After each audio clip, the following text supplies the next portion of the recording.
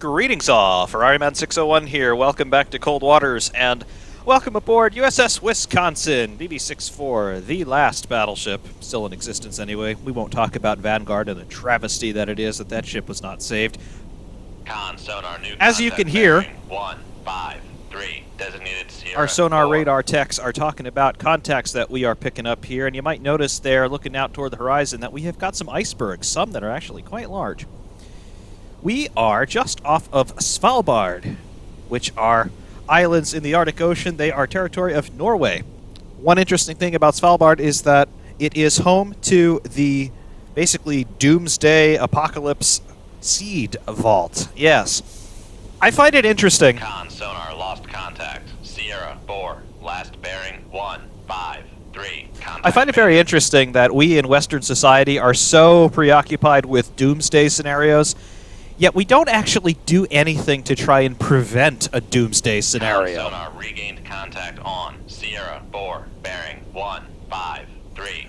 We have all sorts of predilections for nuclear weapons and all sorts of things like that, but none of us actually do anything to try and prevent warfare or do things to protect the environment or to look for near-Earth asteroids or any real countermeasures against near-Earth asteroids. But it's okay because we've got this seed vault. Doesn't matter if we've irradiated the entire planet, but we've got a seed vault. Regardless, lost contact. Sierra 4, last bearing. Con sonar. We aboard Wisconsin have been called out here because we have got reports of some Chinese task force activity in the general vicinity.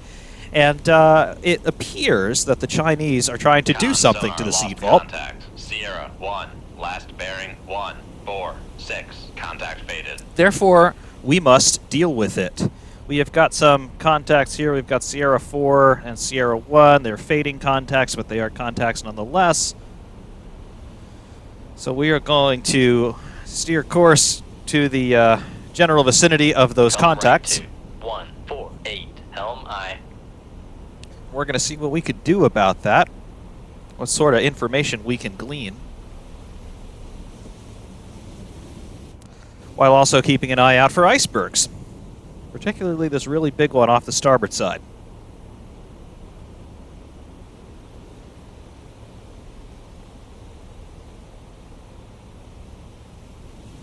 Upscope. Yeah, that's what you call a big berg. Big ice sheet that's broken off. I do like the reflection, though. That actually looks pretty realistic, particularly out in the distance like that. We're going to try not to hit one of these things because that would not go very well.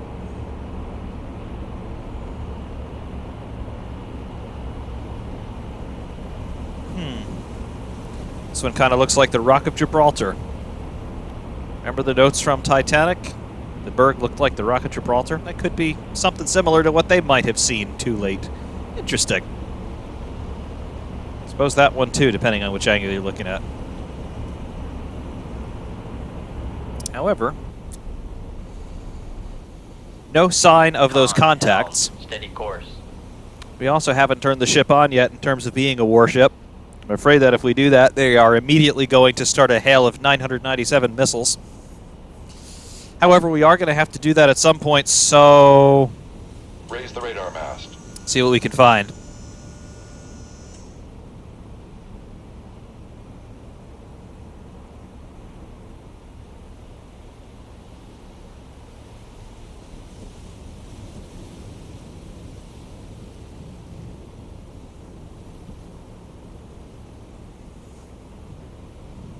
So far, so good. In terms of navigation, we don't have any ice immediately ahead, so that's always a good thing.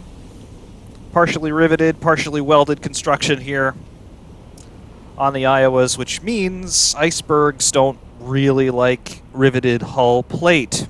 Ask me how I know. Let's see, Sierra 4 and Sierra 1, not picking up anything else. Major map, we have got Master 3 and Master 2. What is this thing? He is Chinese. Master 3 is also Chinese. given the spatial relationship between these two guys, I'm thinking that perhaps... Oh, we have 2 other ships. Okay, so this is not the entire task force, not by any means. But we've got 2 of them. Looks like we have 1, 2, 3, 4, 5. We have 5 ships in the general vicinity, 2 of which are currently known to us.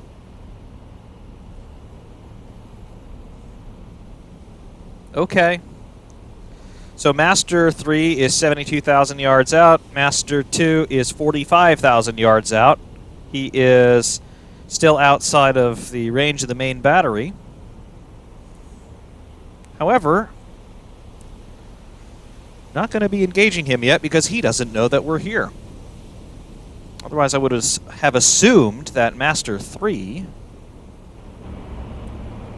if he even does have any sort of missile capability, I'm not convinced that he does, at least not long range. He's got that torpedo launcher back there. Then he's got anti-aircraft guns, and then he's got those 2 or 3 main guns. But he doesn't seem to have any missile capability, in terms of long range anyway. This guy may have slightly better capabilities there in terms of offensive weaponry, but I'm still not seeing any long-range missiles. All right. So if anybody is going to be firing 997 missiles, it's going to be us. Sierra 1 and Sierra 2 are fated contacts. Okay. So that Master 2 is our first contact there at 43,000 yards with a 95% firing solution. So he is just straight up out of range of the main battery. Should we even do anything at this point, or should we just allow our distance to close? Come right to 153, helm aye.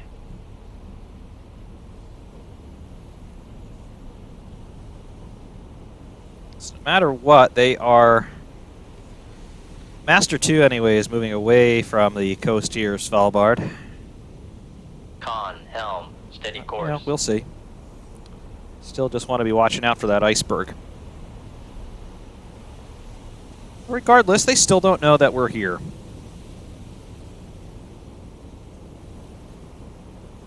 Con, sonar, launch transient. Okay, maybe they do know that we're here.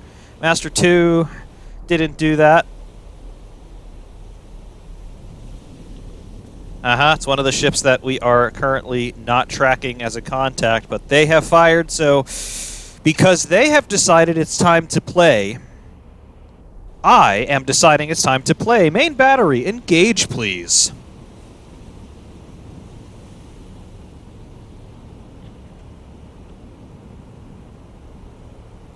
Armate per libertas was the motto of the USS New Jersey, Battleship 62, sister to Wisconsin. Let's go fight for some freedom again.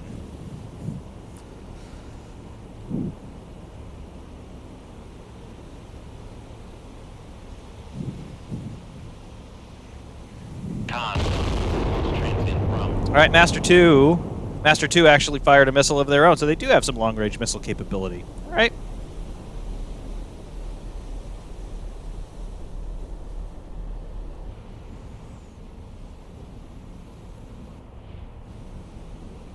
So if you want to play, we can play. Let's get a harpoon out, or 2. Con, maneuvering, making turns for 3, 2 knots. Or 4. So we have 2 missiles inbound.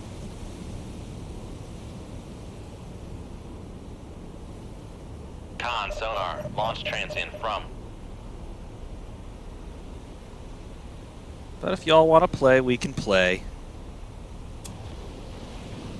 Con, sonar, launch transient from. Right, so we do have missile inbound there. 10,000 yards.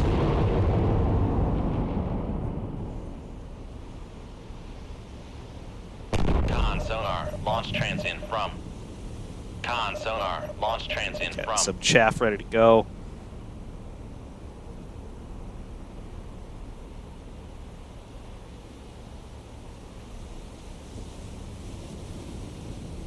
All right, 3.3 thousand, 2 inbound. Launch transient Chaff going.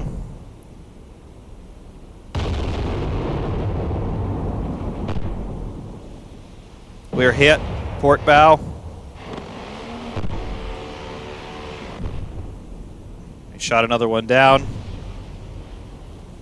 We could not shake that first one. We are hit on the port bow.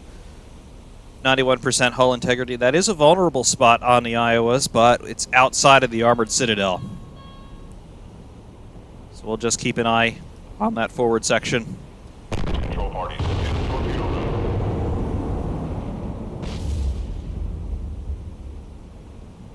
Loud explosion out there.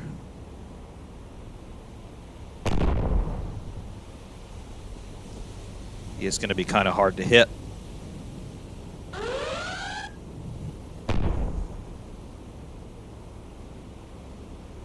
Come on. All right. It's like he ran directly into our chaff, which is really cool. And he's just going to hit the water. Very cool.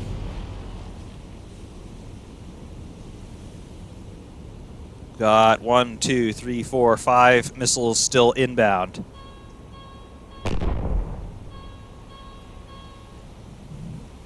$3.3 thousand. Some more chaff out there. Another at 3.3 thousand. All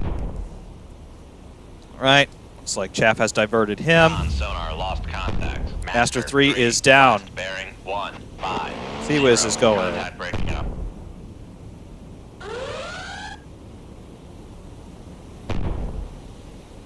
All right. All right, we're hitting again. Port bow. Just outside the armored citadel once again. 80% hull integrity. Come left 2, 0, 8, 8. Helm I. Seawiz with delayed reactions there. Not liking that.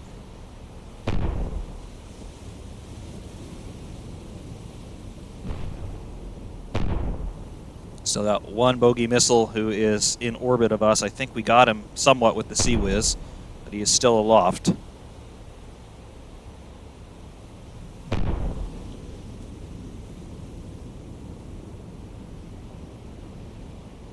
Don't have visual on him. Do still have him on a scope.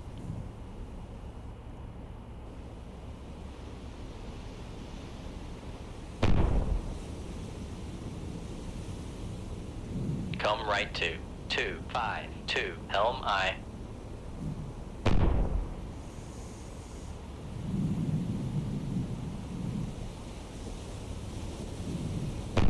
Trying to shake him as best we can. Right, there he is. He has been damaged. Should be going down now. All right. All right, well, that took longer than I wanted to make sure that he was under control. In the meantime, Master 3 is down. 1, 4, 8. Helm I. Master 3 is down. Master 2.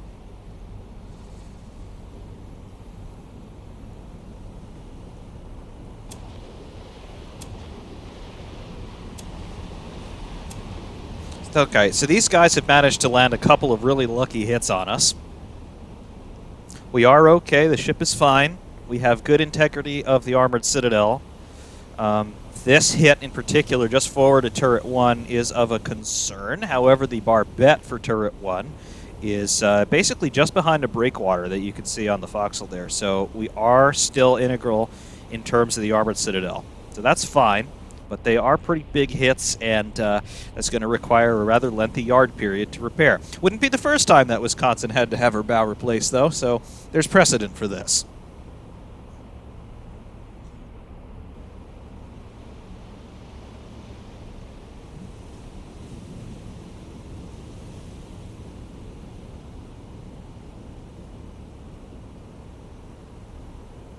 But Master 3 is just sinking slowly.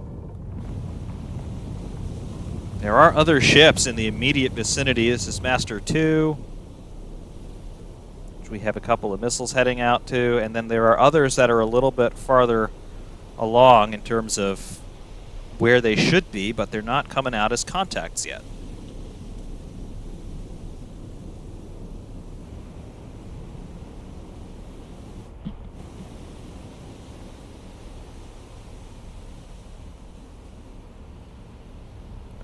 harpoons have all sort of fanned out, which is very interesting.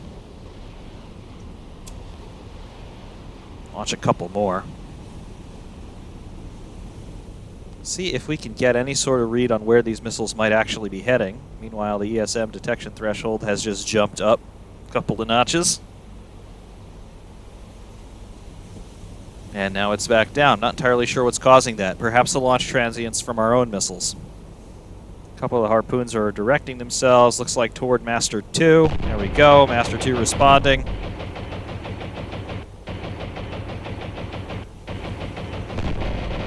All right. Sonar lost contact. Master 2, last bearing 154. Contact Bye-bye, breaking Master up. 2. This harpoon, though, where's he going now? Has he picked up any of those other ships? No, but there are 2 other ships in this general vicinity, and I'm not entirely sure why we're not seeing them. Come left 2, 136, helm aye. We really need to be getting missiles out into that area to see if we can find anything else. Con sonar, launch transient. There we go. This harpoon has definitely picked up something else that we haven't seen yet. Come on. Make it through. Make it through. Con, helm, steady. Yes! He's down. Gorgeous. Master 4, though. That was a new contact. Yep, this was Master 4. He's down. We do have a launch transient. Now, could that have come from this ship? Possibly. Whatever, he is going down quickly.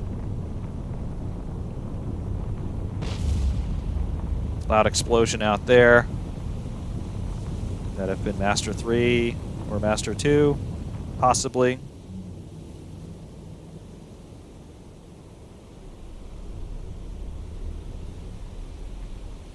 But there are more ships than we can overtly see on the scope. Which means we just need to send some of the Tomahawks out there, I guess. Fire VLS. Fire VLS. Fire VLS. Sierra 1 upgraded to Master 1. There's Master 1. Okay. Fire VLS. Fire VLS.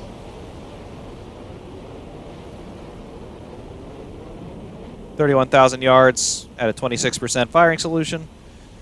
Not good enough for engagement with the main battery. But the missiles, being semi-autonomous, should be reasonable. Sonar, There's another launch transient, most likely from Master 1. Yep. It's like some pack ice over there as well. Con sonar, Yep. launch transient from. Okay. So he is slightly annoyed with us. Fire VLS. Fire VLS. 46% firing solution. Probably not enough to engage with the guns. Nope, not enough.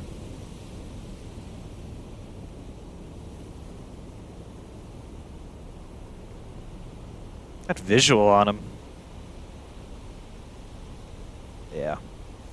Okay, so at our current course, we are most likely going to sideswipe this iceberg ahead on the starboard side, but we should have good warning. I'll just keep an eye out for that. Fire VLS.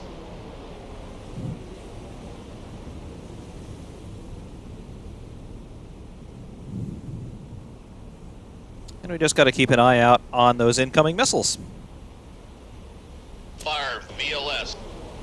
Fire VLS.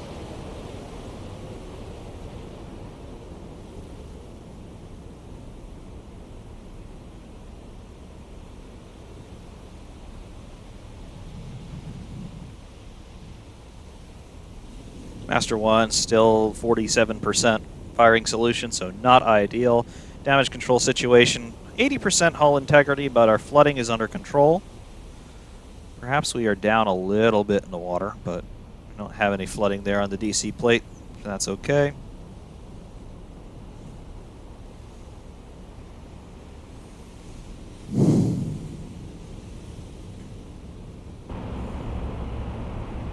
bearings on fire. It's not Master 1 then. It's probably Master 4, which has... Nope. Master 3? Yeah, it's got to be Master 3 then, because Master 1 obviously is still very much alive.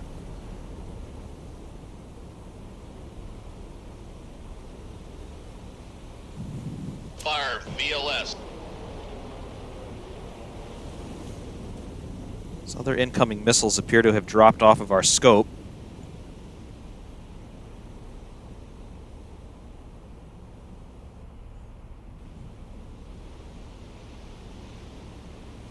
However, Master 1 has got a couple missiles inbound immediately.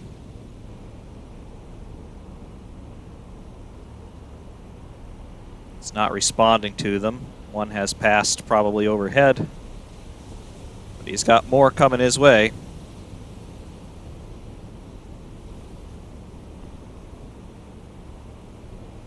Also got a ship behind him that we have not picked up yet.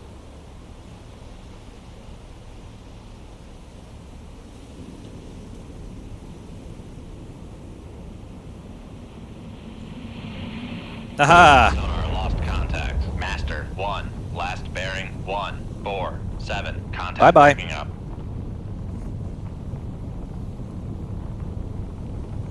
It's at about this point where somebody on a radio loops would be calling me and be saying something along the lines of, temper, temper. Yep, that's a little anecdote about Wisconsin.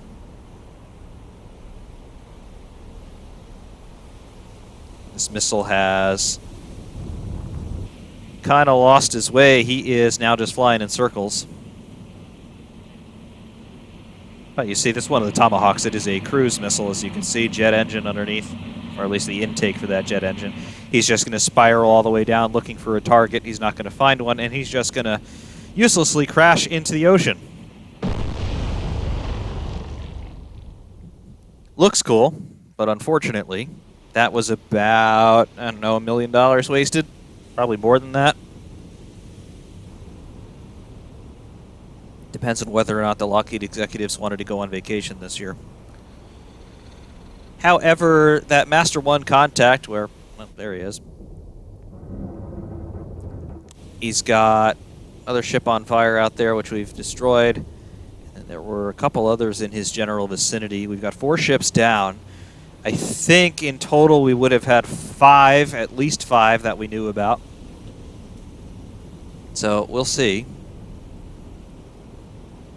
We'll get one of those TASMs out there. Just see if it can find anything else. Fire VLS.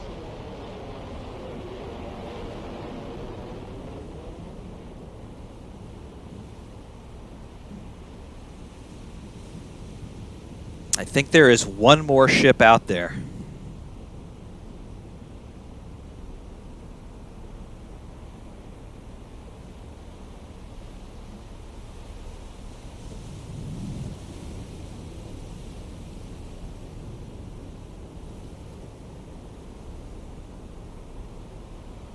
But I don't have anything on a scope at this point.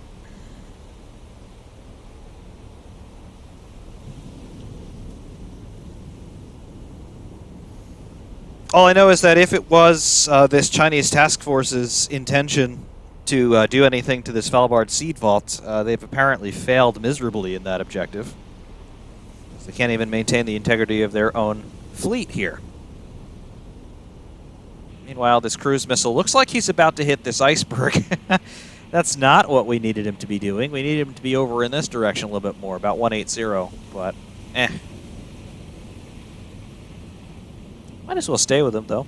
These things cruise at about, I don't know, 500 knots. They're basically the ultimate remote control airplane, except they're autonomous. Oh, yep, here we go. Iceberg right ahead. And that's for Titanic, you frozen bastard.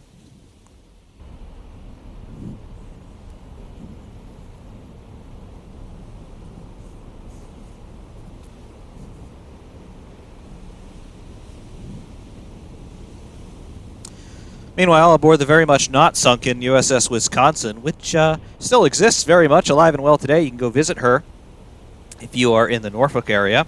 She is currently open to the public as a museum ship. Still, in theory, reactivatable if so needed, but, you know, those days are well and truly over, much to my chagrin. However, you know, time. But we are doing okay over here. I don't see anything at all in terms of any signs of this other ship. We want, yeah, let's go to 180, see if we can find anything else about this other ship. Fire VLS. Basically gonna follow this missile out.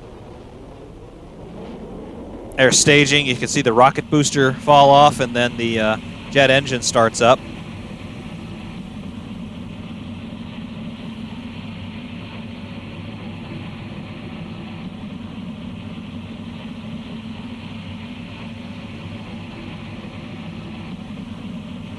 He comes down to the sea surface where he's not really detectable by conventional radar.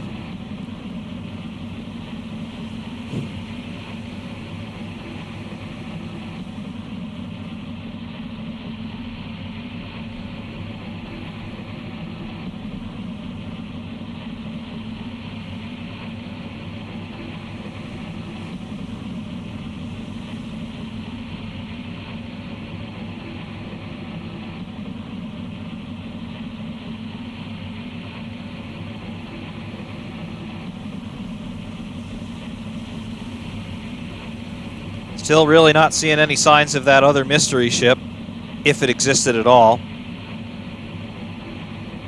Back there on the horizon, that's us.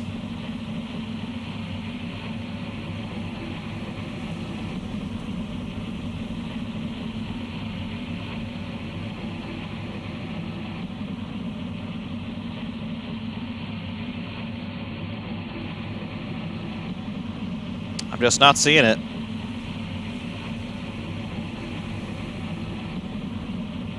Not seeing it at all. Wait, there we go.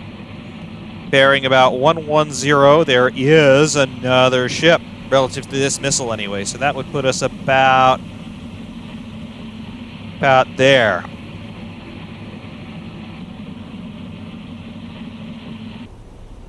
Fire VLS.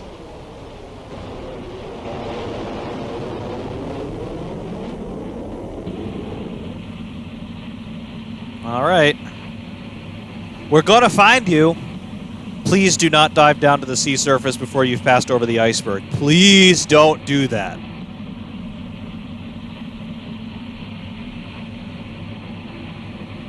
You're going to... Okay. Again for Titanic. Right. Right. Let's try this with the helicopter then. Com, Flyco, aircraft ready to launch.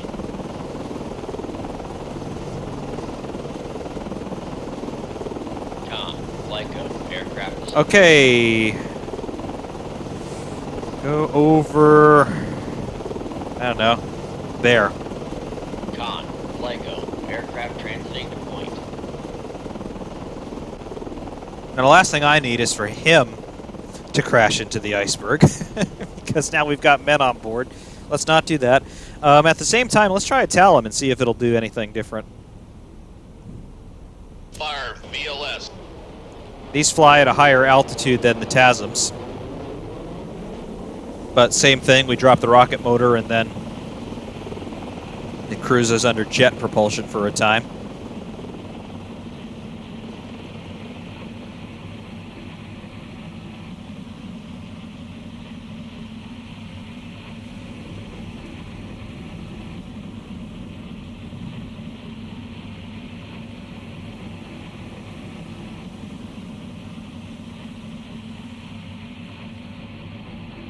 There is a target, from where that TASM was, it was bearing 110 roughly, which means to us it should almost be directly bow on.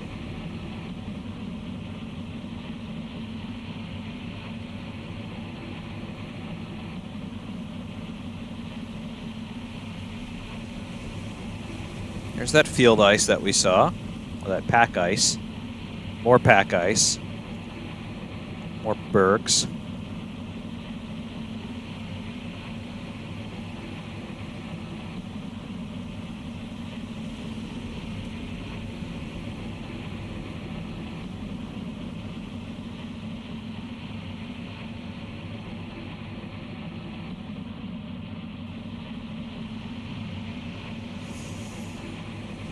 I mean, even though the graphics on this game, particularly in terms of draw distances, are not great, it still gives you a very decent impression of what the ocean actually is. It's just limitlessly huge. If you've never been out to sea, it's it's huge. And trying to find a target out here like that, there it is. Trying to find a target out here is just nigh on impossible, despite we just found one. But your eyes play tricks on you after a time because you see wave crests and white caps and things like that, and you think you're looking at an object, but you're not. Mirage is also a thing, but that is definitely a ship. I don't know what it is, but it's a ship of some kind. And of course, now our Talum is just going to orbit until it eventually hits the ground, or the water in this case, or maybe even this ship. Doesn't see it yet. Can't identify it from out here. Sonar reports ice ahead. Roger, ice ahead. Usually gives us a couple minutes, even at full speed, before it's going to pose a threat. Okay. So, there is a ship out there. Con, No. Lyco, aircraft Don't return to returning base. Just keep Con, transiting to Lyco, point. Aircraft transiting to Okay. point. Meanwhile, we need to do a little bit of a course correction here. Otherwise, we are going to meet a very similar fate to the ill-fated Titanic.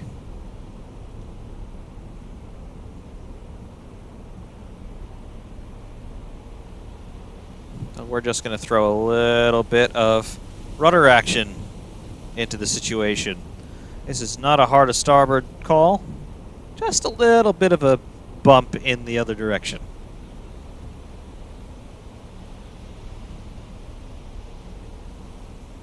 And also tiller commands, hard to starboard, that means swing the ship to the left.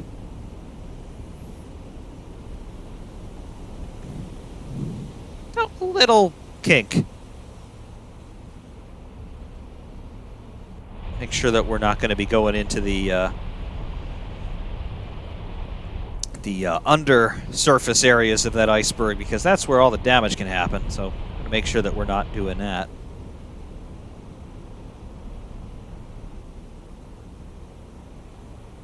Meanwhile, what's our helicopter see? If anything, can we even... Yeah, okay. Helicopter still transiting to point. Don't see anything yet.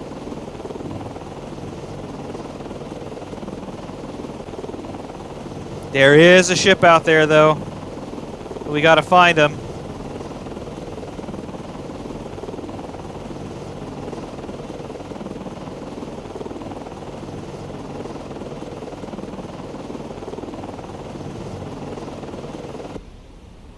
And we're well clear of the iceberg. Okay.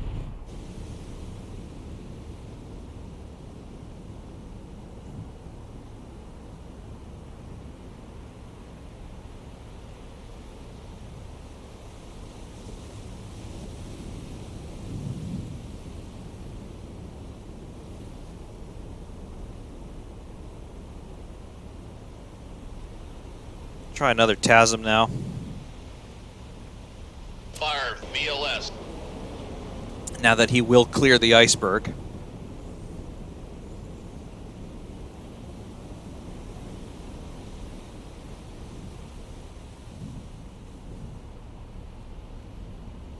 Meanwhile, our damage control situation, 80% hull integrity. We did get hit twice.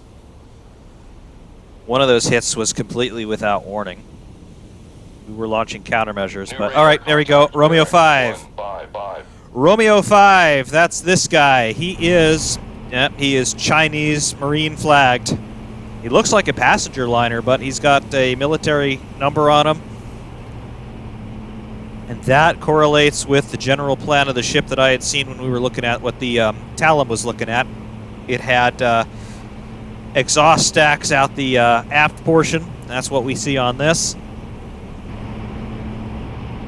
And it looks like a small passenger liner, but he is flagged Chinese Navy, or People's Liberation Army Navy.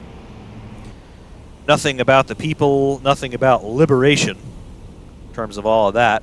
At great risk of being censored by the Chinese, but whatever. Come right to 155. So Romeo 5 is 34,000 yards out. We have a 95% firing solution on him. And I'm just lining myself up to be bow on. The Seahawk. Con, Flyco, aircraft. No, don't return to base yet. Con, Flyco, aircraft transiting to point. The Seahawk is out there, obviously, so we could do something about the Romeo 5 contact with him. Con, helm, steady course.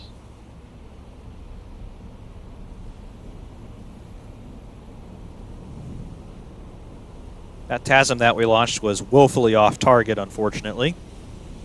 But now that we've got him, we can actually do something about him. 33,800 yards. Right now we are lined up in such a way that our forward battery could take him. I would like to do broadside, though.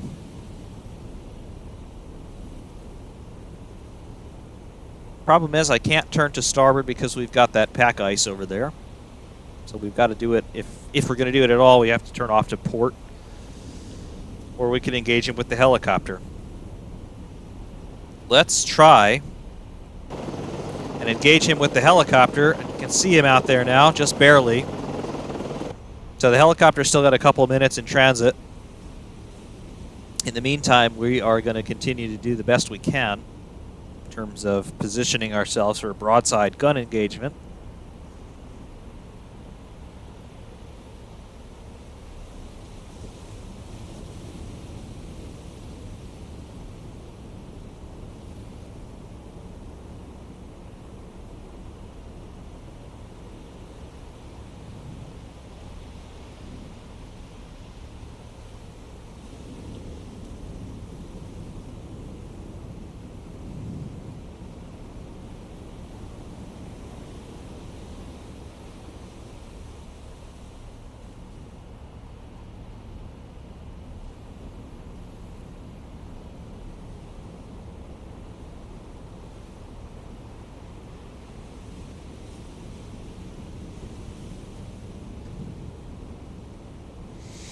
Seahawk is getting closer.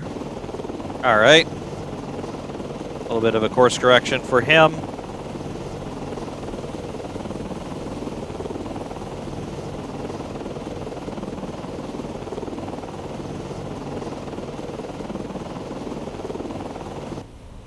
In their day, the Iowas, initially when they were first commissioned in World War II, they would have carried a fixed-wing air wing. Helicopters were invented by that point, but they weren't really perfected yet. They weren't really being used for military purposes, apart from scouting, land-based scouting, that kind of thing. But even that was very rare. But here on the fantail, the aft portion of the ship, where you see the helipad today, there would have been two catapults, two fixed-wing catapults, which were actually powered by gunpowder. The aircraft carriers today, they're starting to move away from this, but aircraft carriers after World War II, when we got into the refit of the Essex class and beyond, the catapults that the carriers used were steam-powered, because those ships were either steam-powered directly or they were nuclear-powered. So you would have a lot of excess steam for running other functions on the ship. So for the carriers, they used the steam pressure to operate catapults.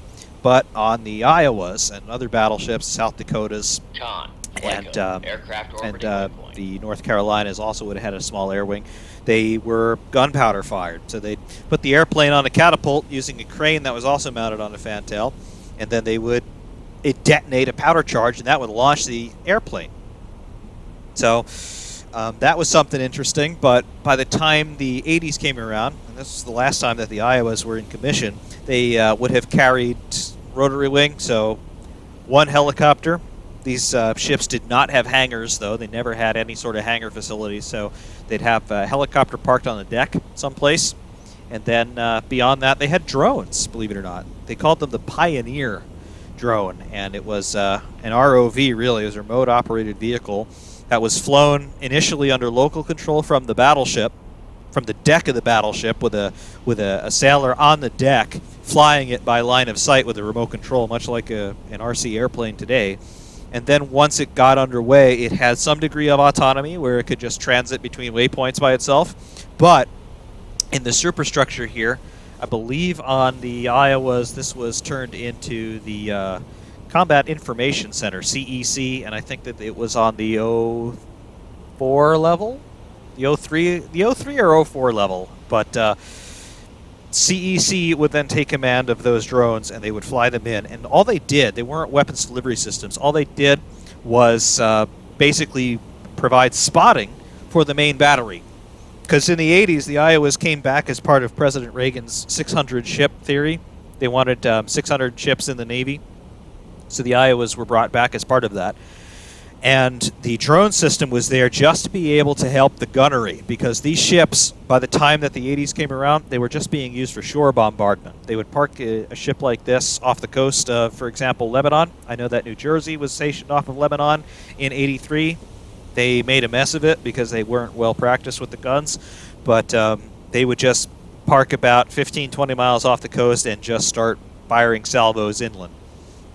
And New Jersey didn't have the Pioneer drones yet, so they didn't have that extra ability to spot the fall of shot. But beyond that, they weren't practiced with gunnery. Iowa, at the same time, was doing some exercises in the Mediterranean on Greek islands, and they were just practicing the long-range gunnery with the 16-inch battery. And what they found was that you needed to track all sorts of variables, atmospheric conditions, so temperature, dew point, humidity, all kinds of stuff. And they found that the variables that were influencing the fall of shot were just so multitudinous, but manageable if you were tracking them. So they were looking, again, meteorological conditions. But beyond that, conditions on the ship. What is the temperature of the powder? Because these main battery guns, they were fired by, obviously, gunpowder charges. But unlike, say, in small arms or even up through the 5-inch guns, these were not integral cartridges. You had a projectile, which, in terms of the high capacity, which was the high explosive round, was 2,100 pounds, 2,100 imperial pounds, and then you had the armor-piercing projectile, the heavyweight shell, which was 2,700-ish pounds. And behind that, you had a powder charge of about 600 pounds, which would have been comprised of 5 or 6 powder bags of 110 pounds each. So that powder temperature and the dew point humidity in the magazines on board the ship also influenced the rate at which the powder burned and all kinds of things. So you have the shell weight, you have the powder temperature, powder humidity in terms of the magazine is being stored in, all kinds of things. So the gunnery crews on Iowa, in their exercises in the Med, they were able to really zero in on that gunnery. And they got to the point where they could drop a 9-shell broadside into like a 100-foot circle from 23 miles out. That's pretty impressive. Therefore, what we're going to try to do, if we can't do anything with our helicopter engagement right here, and you can see our target ship is right there, Romeo 5.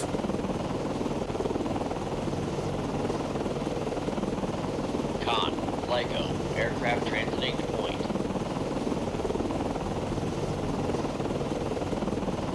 We're going to drop a torpedo.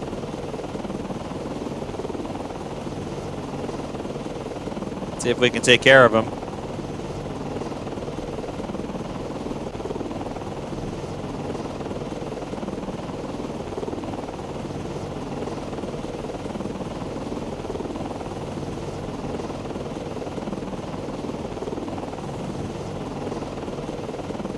Interesting that this ship is not at all trying to engage our helicopter, so he does not have any sort of anti-aircraft or anti-missile defenses. Good to know.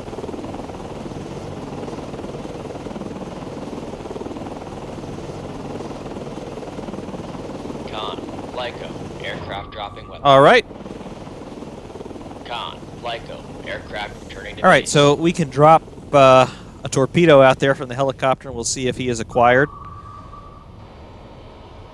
At the same time, we're going to engage with that forward battery at least. Looks like the weapon has acquired.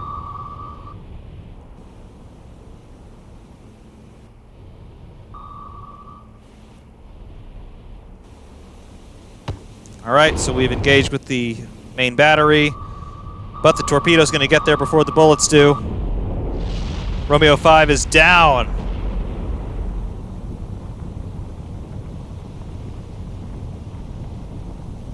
Romeo 5, goodbye, Romeo 5. We did manage to get 6 shots off from the forward battery. So those shells will be landing in the general vicinity pretty soon. But she is down.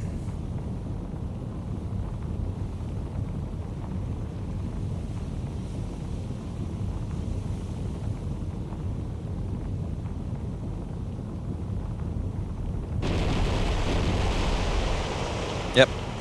There's our 16-inch shots. So none of them would have hit. Would have scared the hell out of them, but none of those would have hit, so that's fine. Torpedoes launched from helicopters, that is a thing. And it does speak to the limitations of a battleship as we know them, as we came to know them, and as we came to employ them in the times in which we did.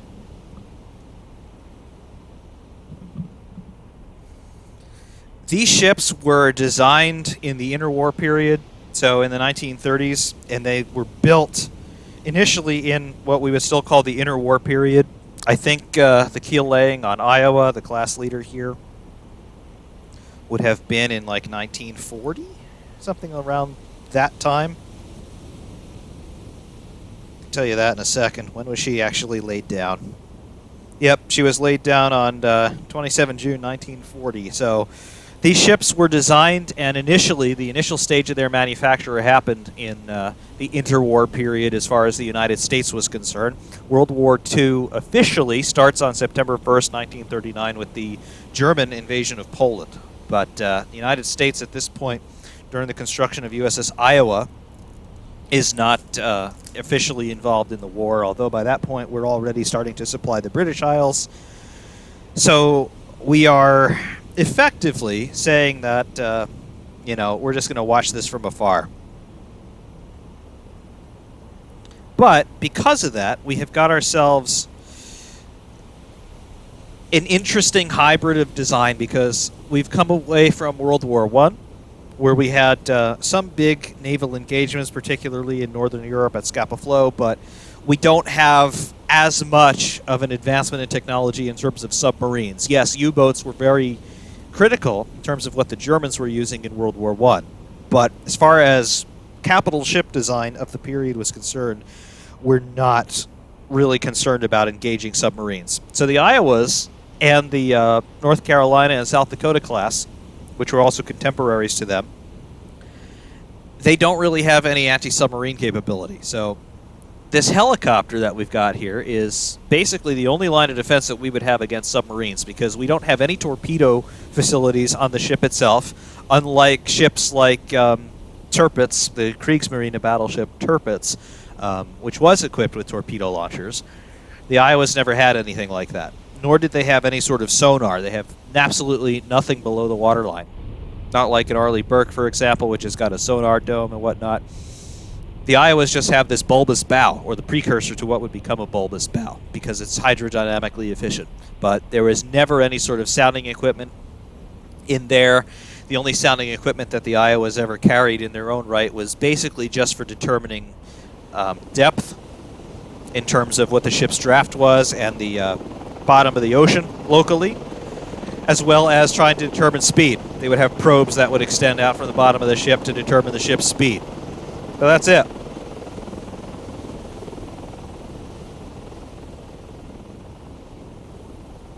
But Iowa keel laying in 1940, New Jersey, the second of the ships, the 4 in the Iowa class, 1940 as well, being laid down. So in that interwar period, they're being manufactured, at least partially. Iowa and New Jersey both launched in 1942, but you see what I'm getting at there.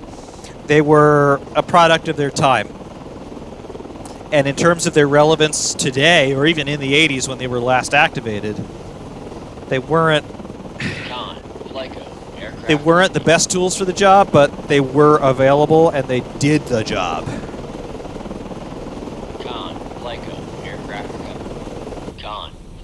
Aircraft stowed. So we've recovered our helicopter, and that's again the only thing that made them relevant in the 80s, or relevant at all in an anti-submarine role. But it is what it is. However, as far as we're concerned, with our defense of Svalbard and the Doomsday seed vault, it would appear that once again the tremendous firepower of the Iowa-class battleship is unmatched. Chinese task force, goodbye, even one ship that we couldn't directly detect. So there you go, and we actually took him out with our anti-submarine helicopter there, launching a Mark 46 torpedo. Cool. Real cool stuff. Whether or not they're still relevant, I don't really care. Battleships are really cool, and I wish that we had kept one in service. A couple things that I wish the United States in general would have done. I wish that we would have kept a battleship in service. I wish that we would have kept a space shuttle orbiter in service, because Soyuz, you see what's going on with the Soyuz with the apparently the coolant leak, and now it's unusable. Wouldn't it be great if we had a vehicle that was specifically designed with the support of a space station in mind? Oh yeah, we had that. 3 of them are left. They're all in museums. Astonishing. But yeah. Wisconsin survives to fight another day. Chinese task force is unsuccessful in taking care of Svalbard, and, well, our Doomsday preparations are still right on schedule, right in time for Doomsday itself, which we're doing nothing to do anything about. Fun times!